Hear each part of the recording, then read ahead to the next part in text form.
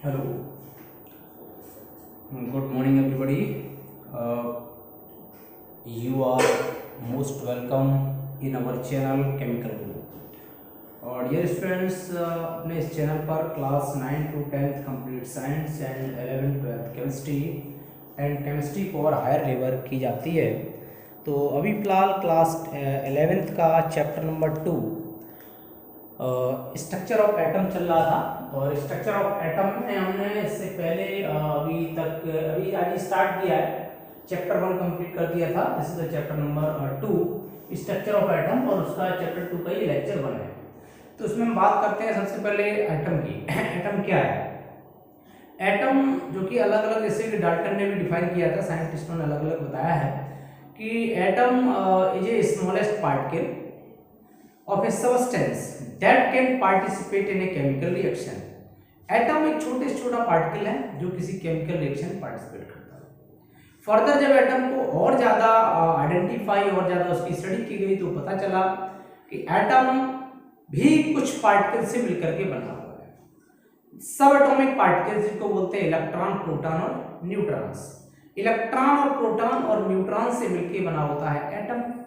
और ज्यादा डिस्कवरीज हुई तो उसमें पता चला कि जो इलेक्ट्रॉन और प्रोटॉन्स हैं वो भी कुछ और छोटे पार्टिकल से मिलकर के बने हैं जिन्हें बोलते हैं क्वार्क्स। तो इस तरह से डिस्कवरी कंटिन्यूअसली होती चली जा रही है। फिलहाल आज हम बात करते हैं अभी एटम की। तो एटम में हमने देखा कि हमने कहा 3 पार्टिकल से मिलकर के इलेक्ट्रॉन, प्रोटॉन और न्यूट्रॉन।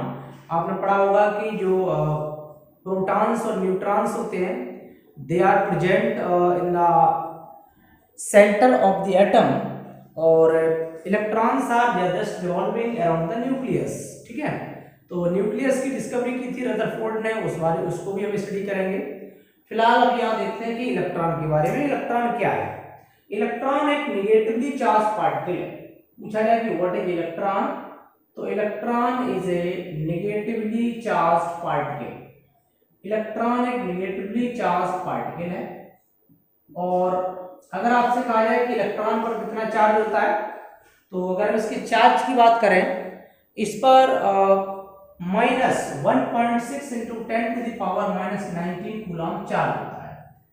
इस पर जो चार्ज होता है वो -1.6 इंटू 10⁻⁻19 कूलम, इतना चार्ज इलेक्ट्रॉन। इलेक्ट्रॉन का कुछ मास भी होता है। अगर हम इसके मास की बात करें तो इसका जो मास होता है वो 9.1 इंटू 10⁻31 kg, इतना इसका मास होता है। ठीक है, मीन्स माइनस में पावर है, मीन्स वेरी वेरी स्मॉल, बहुत ही स्मॉल होता है। इस बार हम बात करते हैं प्रोटॉन की। तो प्रोटॉन एक कैसा है? पॉजिटिवली चार्ज पार्टिकल है, इसका जस्ट अपोजिट है। Proton is a positively charge particle, और इस प्रोटॉन का भी अपना कुछ चार्ज होता है। अगर प्रोटॉन के हम चार्ज की बात करें तो इसका भी इलेक्ट्रॉन के जितना ही चार्ज होता है, मैग्नीट्यूड सेम होता है बट साइन अपोजिट होता है, पॉजिटिव होता है। 1.6 इंटू 10⁻⁻19 कूलम, बट इसका मास चेंज होता है। मास का होता है 1.672 into 10⁻⁻27 kg। It means proton का मास इलेक्ट्रॉन से थोड़ा सा ज्यादा होता है। न्यूट्रॉन की बात करते हैं। न्यूट्रॉन एक न्यूट्रल पार्टिकल है। कैसा है? न्यूट्रल पार्टिकल है। It means neutron has no charge. इसका चार्ज तो जीरो होता है, इट हैज नो चार्ज। अगर हम चार्ज की बात करेंगे तो उसमें जीरो चार्ज होता है, कुछ भी नहीं होता है, बट इसका मास होता है। इसके मास की अगर हम बात करेंगे तो 1.674 इंटू 10⁻⁻27 kg, ये इसका इतना क्या होता है? मास। तो ये कुछ एलिमेंट्री डाटा है। न्यूमेरिकल्स में जनरली इसके प्रोटॉन, इलेक्ट्रॉन, न्यूट्रॉन का मास, चार्ज कहीं न कहीं आ जाता है, तो ये मुझको याद रखना है। तो इस तरह से न्यूमेरिकल्स हम लोग सॉल्व कर पाएंगे।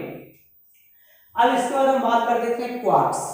क्वार्क्स क्या है कि ये भी और फंडामेंटल पार्टिकल्स हैं। तो हम कहेंगे the fundamental particles such as protons, fundamental particles, fundamental particles such as proton and electrons are believed to made of।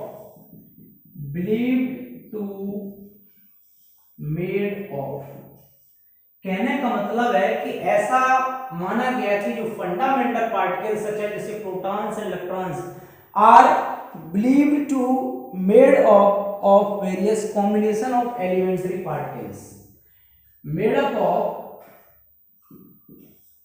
various combination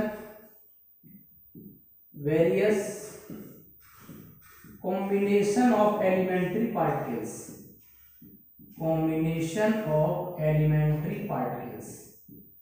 तो ऐसा माना गया कि जो इलेक्ट्रॉन प्रोटॉन है वो भी किसी एलिमेंट्री पार्टिकल से मिलकर के बने हैं, तो उन्हीं एलिमेंट्री पार्टिकल्स को हम लोग क्या कहते हैं, क्वार्क्स कहते हैं, कॉल्ड क्वार्क्स। तो उन पार्टिकल्स को हम लोग क्या नाम दे देते हैं, क्वार्क्स। अल्फा पार्टिकल क्या है, तो अल्फा पार्टिकल अगर हम कहें कि कुछ हाई एनर्जी के पार्टिकल्स होते हैं, high energy positively charge particles, they are the helium 2 positive, जो कि किससे रिलीज होते हैं, जो रेडियो एक्टिव एलिमेंट हैं, जब रेडियो एक्टिव एलिमेंट का डिके होता है उससे रिलीज होते हैं। तो अल्फा पार्टिकल्स को बेसिकली यहां से याद रखेंगे, high energy positively charge particles, high energy positively charge particles, positively charge particles, और इसको हम कह सकते हैं He और ये 2 पॉजिटिव, ठीक है, एटॉमिक नंबर 2 होता है, मास नंबर 4 होता है, ये अल्फा पार्टिकल्स हो, इसी को हम लोग क्या कहते हैं, अल्फा पार्टिकल। इस तरह से ये लिखा हो या अल्फा पार्टिकल लिखा हो, दोनों ही सेम कंडीशन है, तो इससे बोलते हैं अल्फा पार्टिकल। तो ये इलेक्ट्रॉन, प्रोटॉन और न्यूट्रॉन का एक एलिमेंट्री आइडिया था। इसके बाद हम इसके आगे की बात करते हैं, देखते हैं कि रदरफोर्ड्स अल्फा स्कैटरिंग एक्सपेरिमेंट क्या था, ठीक है। तो इसका स्क्रीनशॉट लेना चाहें तो ले सकते हैं, और इसके आगे हम बढ़ते हैं।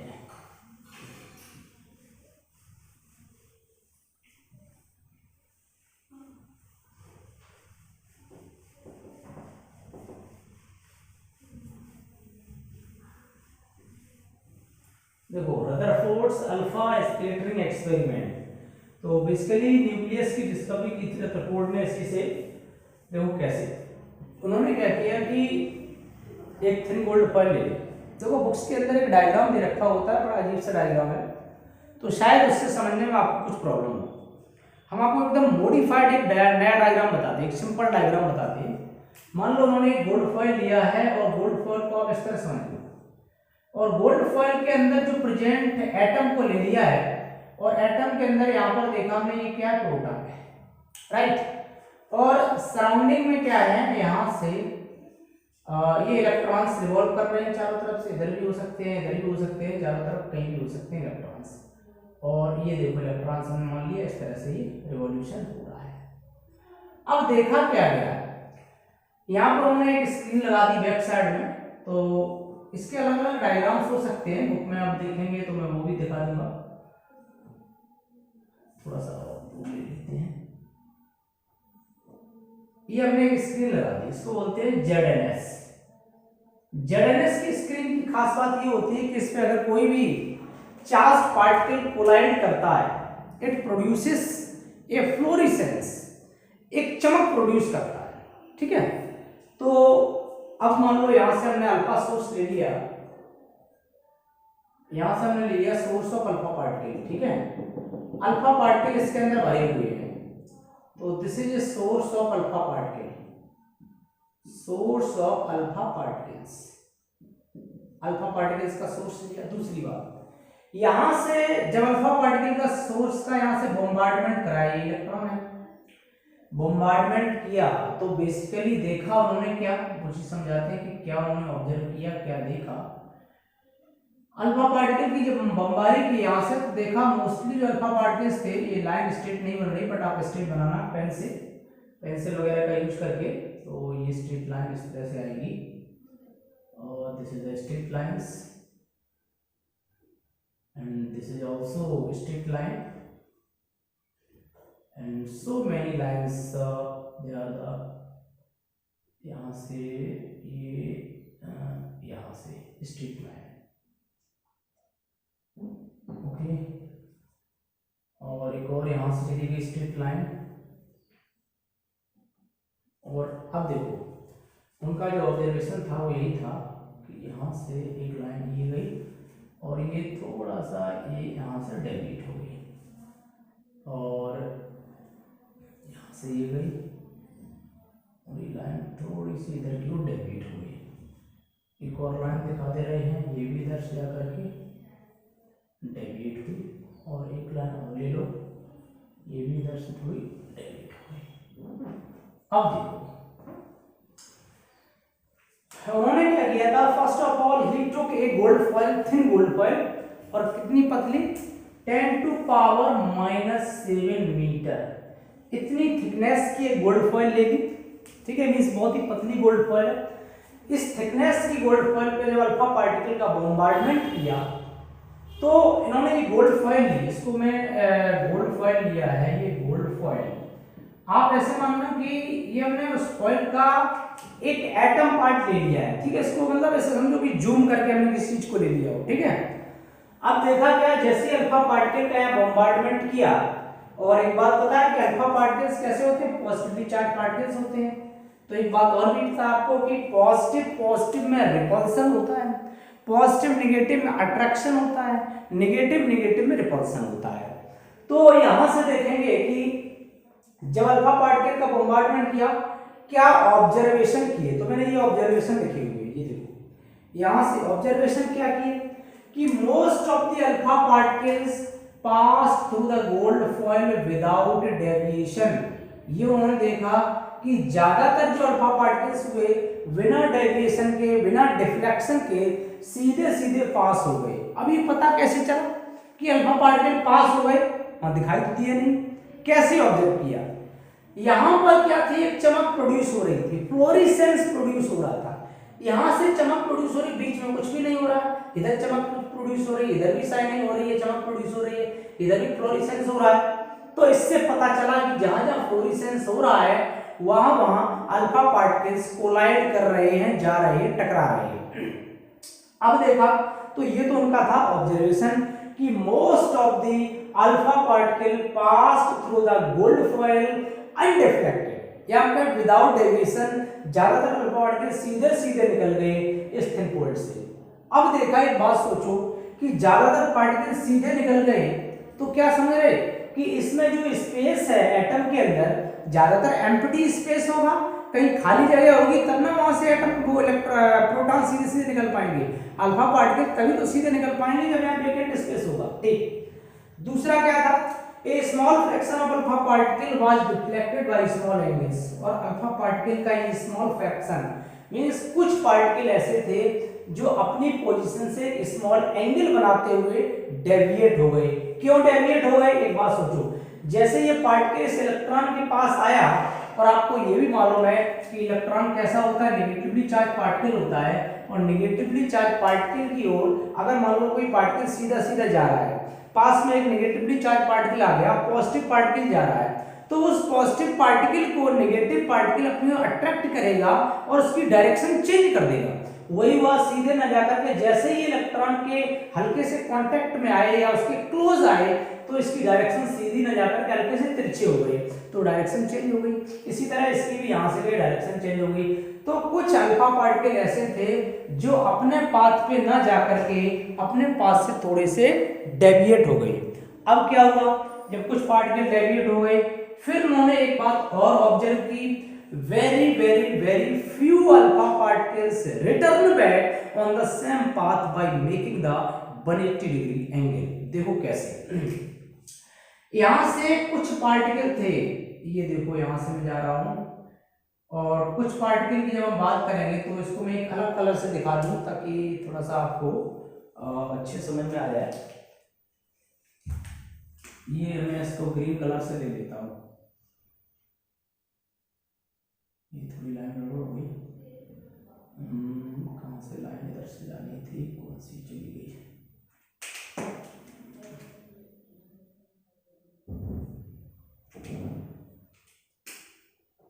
ये लाइन थी ग्रीन वाली, इसको मुझे लेना था, ठीक है, ओके। तो इसलिए ग्रीन को इसलिए ले लिया ताकि ये आपको समझ में आ जाए, अलग से लगे। तो हमने देखा कि वेरी वेरी फ्यू, बहुत ही कम, very few alpha particles just return on the same path by making 180 degree angle. कुछ पार्टिकल ऐसे थे जो जिस पाथ पर गए उसी पाथ पर वापस आ गए। इसका मतलब क्या हुआ, वो पार्टिकल रिपेल होकर के वापस आए, उनमें रिपल्सन हुआ होगा, और रिपल्सन हुआ इसका मतलब क्या कंक्लूजन यहां से निकाल सकते हैं कि जो यहां पर पॉजिटिव चार्ज पार्टिकल था, यानी रिपल्सन का मतलब ये पॉजिटिव चार्ज पार्टिकल था, पॉजिटिव था, तो सेंटर में जो भी रहा होगा वो कैसा होगा, पॉजिटिवली चार्ज पार्टिकल होगा, तभी तो रिपल्सन हुआ होगा। तो उसका कंक्लूजन हम बताएंगे।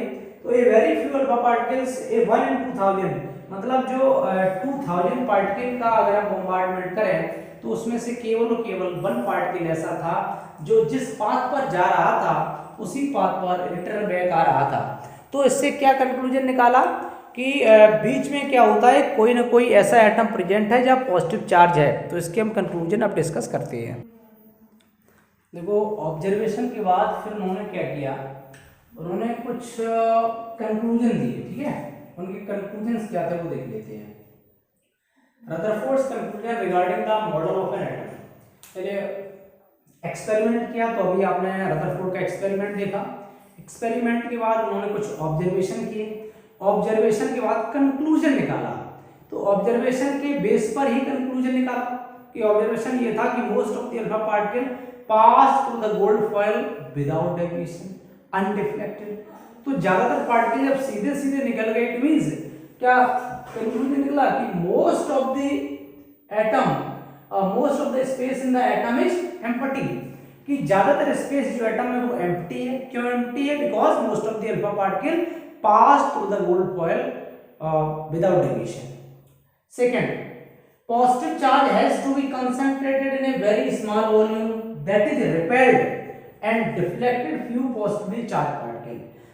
जो पॉजिटिव चार्ज है वो concentrated in a small volume, एक स्मॉल वॉल्यूम में कंसंट्रेटेड हो रहा है। क्यों, क्योंकि 2000 पार्टिकल में से केवल 1 पार्टिकल ही रिटर्न बैक आया था अपने सेम पाथ पर। तो इसका मतलब ज्यादातर सीधे निकल गए। तो जो पॉजिटिव चार्ज है जिससे टकरा करके वापस आया है, जहां जिससे उसका रिपल्सन हुआ है, तो बहुत ही स्मॉल वॉल्यूम में कंसंट्रेटेड है। Means positive charge of an atom concentrated in a very small volume.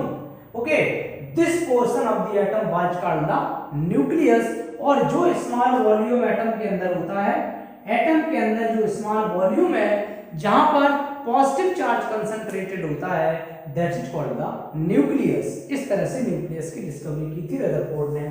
The centre is dense and hard, it is total mass lies at the centre. ये भी कहा सेंटर जो होता है एटम का वो काफी रिजिड और हार्ड होता है।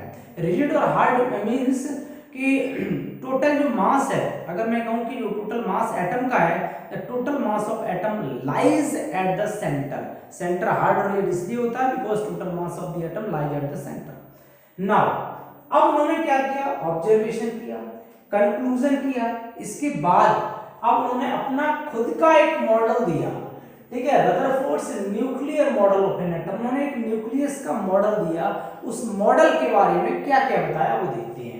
उन्होंने कहा कि an atom consist of tiny positively charge centre called the nucleus.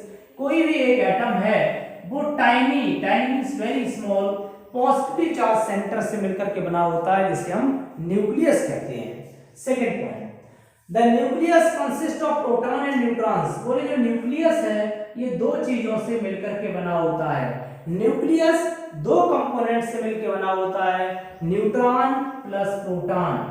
और अगर हम एक साथ कहें न्यूट्रॉन प्रोटॉन दोनों को एक साथ मिला करके न्यूक्लियस कह सकते हैं। तीसरी बात कि sum of nucleus equal to mass number. It means जो न्यूक्लियस का सम होता है, जैसे मान लो 20 न्यूक्लियन, 20 या 30 न्यूक्लियन, जितने न्यूक्लियस प्रेजेंट हैं उन्हीं के सम को हम क्या कहते हैं, मास नंबर कहते हैं। या यहाँ से मास नंबर का एक फार्मूला बनता है यहाँ से कि mass number equal to number of protons plus number of neutrons. तो ये हमने बताया है, एक बार नहीं बताया तो आप लिख सकते हैं कि mass number equal to number of protons plus number of neutrons. Third है, फोर्थ है कि electrons are revolving around the nucleus, और ये भी उन्होंने कहा था कि इलेक्ट्रॉन्स जो हैं वो न्यूक्लियस के चारों तरफ रिवॉल्व करते हैं। Electrons are revolving around the nucleus with very high speed, they are just like the planets revolve around the sun. जैसे प्लैनेट्स यानी कि अर्थ एक प्लैनेट है, तो ये क्या बोला, सन के चारों तरफ रिवॉल्यूशन कर रहा है। उसी तरह से न्यूक्लियस को अगर हम सन मान लिया जाए तो इलेक्ट्रॉन अपने ऑर्बिट्स पर क्या हो रहे हैं, वो चारों तरफ न्यूक्लियस के चारों तरफ रिवॉल्यूशन कर रहे हैं वेरी हाई स्पीड से। तो ये बात भी रदरफोर्ड ने बताई थी। इसके अलावा देखो नंबर ऑफ प्रोटॉन्स, और एक बात और कही उन्होंने कि किसी भी न्यूट्रल स्पीसीज में, किसी भी न्यूट्रल एटम में number of electrons equal to number of protons होता है, और नंबर ऑफ प्रोटॉन्स किसी भी एटम के अंदर जितने प्रोटॉन्स होते हैं उतना ही उसका एटॉमिक नंबर होता है। और ध्यान रखना किसी न्यूट्रल स्पीसीज में number of protons equal to number of electrons equal to atomic number, ये तीनों चीजें इक्वल होती हैं, but number of neutrons different होते हैं किसी न्यूट्रल स्पीसीज में, न्यूट्रल एटम में।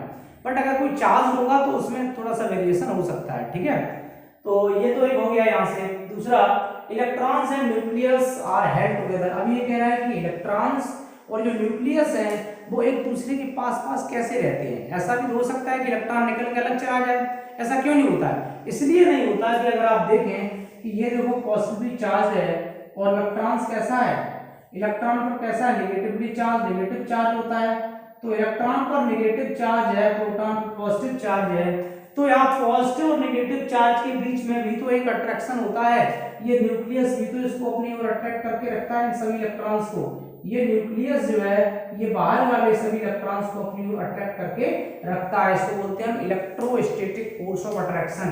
तो इनके बीच का जो फोर्स ऑफ अट्रैक्शन है हम कह सकते हैं the force of attraction between the positive and the negative charge is called the electrostatic force of attraction. इसको हम लोग इलेक्ट्रोस्टैटिक फोर्स ऑफ अट्रैक्शन बोल देते हैं। तो इलेक्ट्रोस्टैटिक फोर्स ऑफ अट्रैक्शन से हम कहेंगे कि electrons and the nucleus are held together by the electrostatic force of attraction.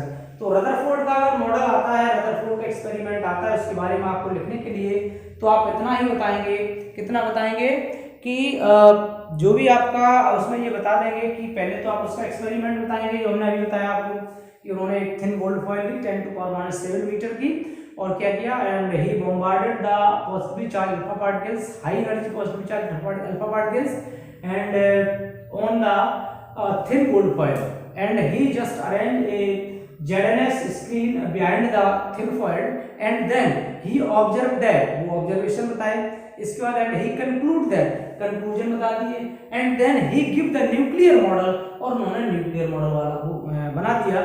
तो ये थे रदरफोर्ड्स का जो experiment, conclusion and their model.